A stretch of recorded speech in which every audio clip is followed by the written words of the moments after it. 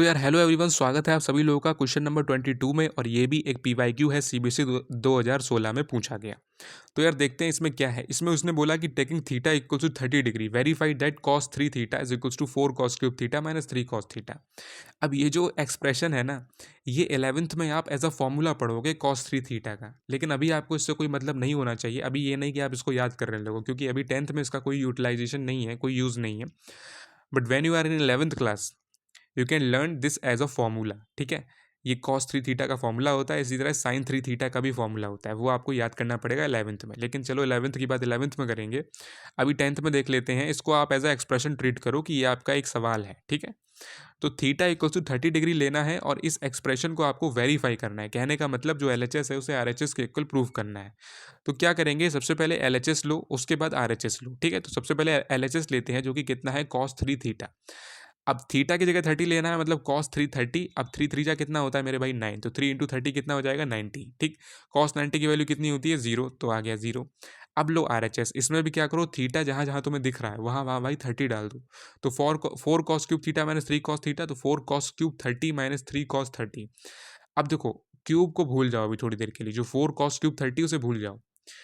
केवल कितना याद रखो, 4 कॉस 30। कॉस 30 की वैल्यू कितनी होती है, √3/2। अब √3/2 लिख करके उसके ऊपर क्यूब लगा दो। हमेशा ऐसे ही सॉल्व किया करो, तो कंफ्यूजन क्रिएट नहीं होगा। मेरा ये मतलब ऐसे समझ लो, आपको बहुत बड़ी बात कहना है कि हमेशा अगर आप इस तरह से करोगे, ठीक है, 4 कॉस क्यूब 30 है, क्यूब भूल जाओ, केवल इतना देखो 4 कॉस 30। अब कॉस 30 की वैल्यू कितनी होती है, √3/2 बस। अब उसके ऊपर क्यूब लगा दो। ठीक है, -3 कॉस 30 की वैल्यू, फिर वही बात, √3/2। पर अब यहाँ पे कोई क्यूब स्क्वायर वगैरह नहीं है, तो केवल √3/2 लिखो। ठीक है, फिर भाई क्या करना है, सॉल्व कर लो। 4 इंटू, अब √3 का क्यूब करोगे तो 3 √3 अपॉन में 2 का क्यूब करोगे तो 8। तो 4 इंटू 3 √3 अपॉन 8 माइनस 3 √3/2।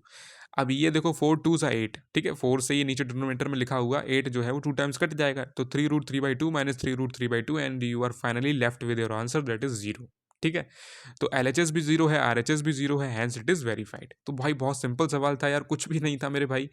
मतलब तुमने अपनी आंखों के सामने देखा ये सवाल कितना सिंपल था। केवल थीटा की जगह तुम्हें 30 डालना था और कैलकुलेशन करनी थी। ठीक है, और कैलकुलेशन हमेशा बोर्ड मार्क्स से किया करो, जिससे कि गलत ना हो। बात समझ में आई, बहुत बढ़िया। तो ये सीबीएसई 2016 का सवाल था, रेलिवेंट सवाल था, इंपॉर्टेंट सवाल था। इसीलिए मैं कह रहा हूँ सारे रेलिवेंट क्वेश्चन में ला रहा हूँ, सारे पीवाईक्यूज ला रहा हूँ, जिससे भाई तुम्हारे मार्क्स इंक्रीज हो।